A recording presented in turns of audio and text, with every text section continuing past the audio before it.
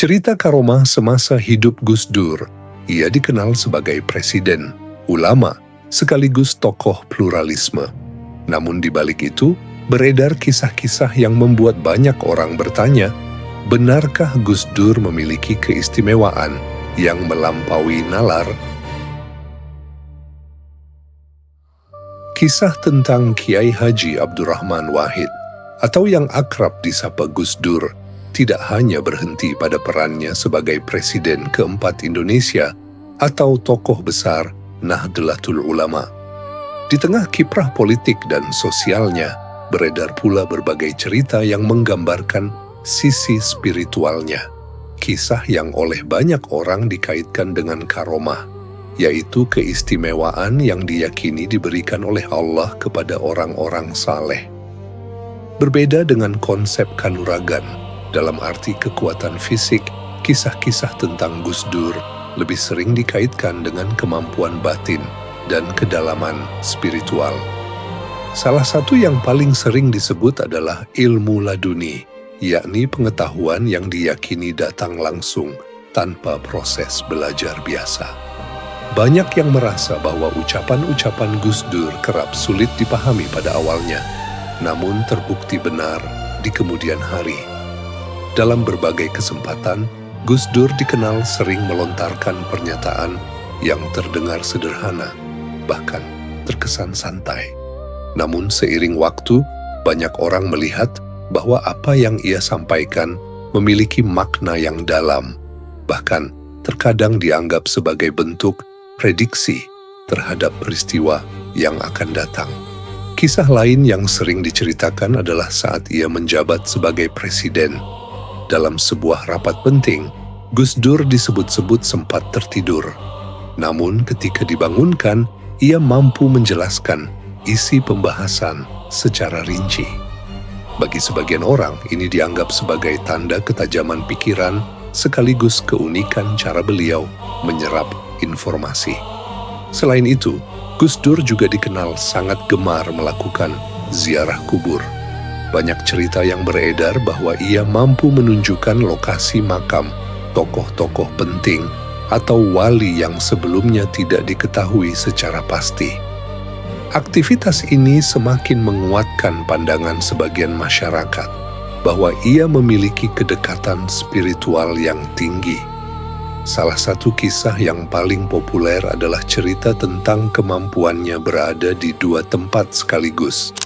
Dalam beberapa testimoni, disebutkan bahwa Gus Dur terlihat berada di rumah atau rumah sakit di Ciganjur, namun pada saat yang sama juga terlihat menghadiri acara lain atau berziarah di tempat berbeda.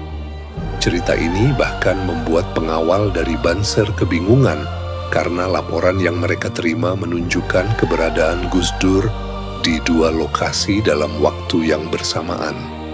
Dalam tradisi pesantren, fenomena seperti ini sering disebut sebagai karomah atau bahkan dikenal dengan istilah pecah rogo, sebuah kemampuan spiritual yang diyakini melampaui batas fisik manusia. Versi lain dari kisah ini juga menyebutkan bahwa Gus Dur pernah terlihat berada di Istana Negara, namun di waktu yang sama juga terlihat melaksanakan aktivitas lain, seperti menghadiri pertemuan atau ibadah di tempat berbeda. Kisah-kisah ini umumnya disampaikan oleh orang-orang yang mengaku menyaksikan langsung atau mendengar dari lingkaran dekatnya. Meski demikian, cerita-cerita tersebut lebih sering dipahami sebagai bentuk kekaguman masyarakat terhadap sosok Gus Dur, bukan sebagai fakta ilmiah yang dapat diverifikasi secara empiris. Dalam konteks budaya dan tradisi, kisah karomah memang menjadi bagian dari cara masyarakat menghormati ulama dan tokoh spiritual. Di luar kisah-kisah tersebut, perjalanan hidup Gus Dur sebagai tokoh nasional tetap menjadi bagian penting dari sejarah Indonesia. Ia terpilih sebagai presiden keempat pada 20 Oktober 1999 dalam sidang umum MPR melalui dinamika politik yang cukup kompleks di masa awal reformasi. Didukung oleh koalisi yang dikenal sebagai Poros Tengah, Gus Dur berhasil meraih suara mayoritas dan mengungguli Megawati Soekarno Putri. Dengan demikian, Presiden Republik Indonesia masa bakti 1999 sampai 2004 ada yang terhormat Saudara Abdurrahman Wahid. Allahu Akbar. Allahu Akbar.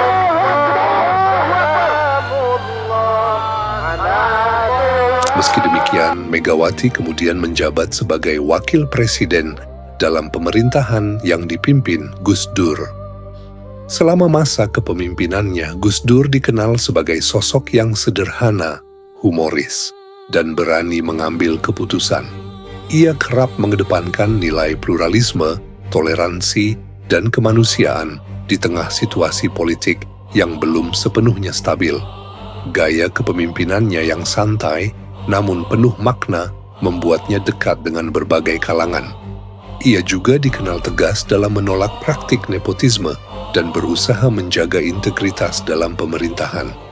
Namun, masa jabatannya tidak berlangsung lama.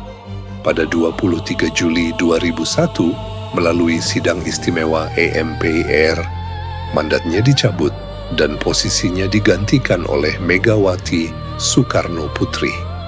Meski demikian, pengaruh dan warisan pemikirannya tetap hidup hingga saat ini. Gus Dur tidak hanya dikenang sebagai seorang presiden, tetapi juga sebagai tokoh yang memperjuangkan keberagaman dan kemanusiaan.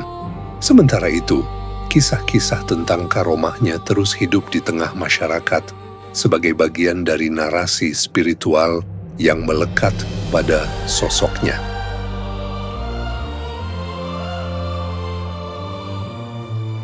Namun, sosok yang dikenal penuh tawa dan kebijaksanaan itu akhirnya berpulang, meninggalkan sunyi yang terasa di seluruh penjuru negeri.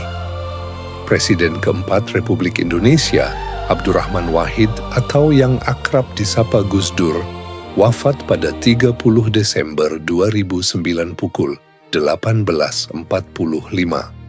Waktu Indonesia Barat di Rumah Sakit Cipto Mangunkusumo, RSCM, Jakarta.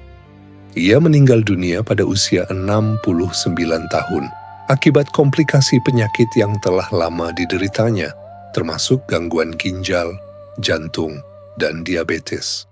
Beberapa hari sebelum wafat, kondisi kesehatan Gus Dur memang terus menurun. Ia dirawat intensif di RSCM sejak 25 Desember 2009, setelah sebelumnya sempat berada di Jombang. Pada 28 Desember, ia bahkan sempat menjalani operasi gigi sebagai bagian dari penanganan medis. Di tengah kondisi tersebut, sejumlah tokoh nasional datang menjenguk, termasuk Presiden saat itu, Susilo Bambang Yudhoyono. Meski telah mendapatkan perawatan maksimal, kondisi Gus Dur tidak kunjung membaik. Hingga akhirnya, pada petang hari tanggal 30 Desember, ia menghembuskan napas terakhir. Kabar wafatnya segera menyebar dan membawa duka mendalam, tidak hanya bagi keluarga dan kerabat, tetapi juga bagi masyarakat luas. Di RSCM, ribuan pelayat mulai berdatangan. Mereka datang dari berbagai latar belakang, agama, suku, dan golongan untuk memberikan penghormatan terakhir. Sosok Gus Dur memang dikenal luas sebagai tokoh pluralisme yang menjunjung tinggi nilai kemanusiaan dan keberagaman. Jenazah kemudian diberangkatkan ke Jombang, Jawa Timur. Sepanjang perjalanan hingga proses pemakaman, ribuan orang turut mengiringi. Ia dimakamkan di Kompleks Pesantren Tebuireng, berdampingan dengan leluhur dan keluarganya, di tempat yang memiliki makna historis dalam perjalanan hidupnya. Suasana duka terasa begitu kuat.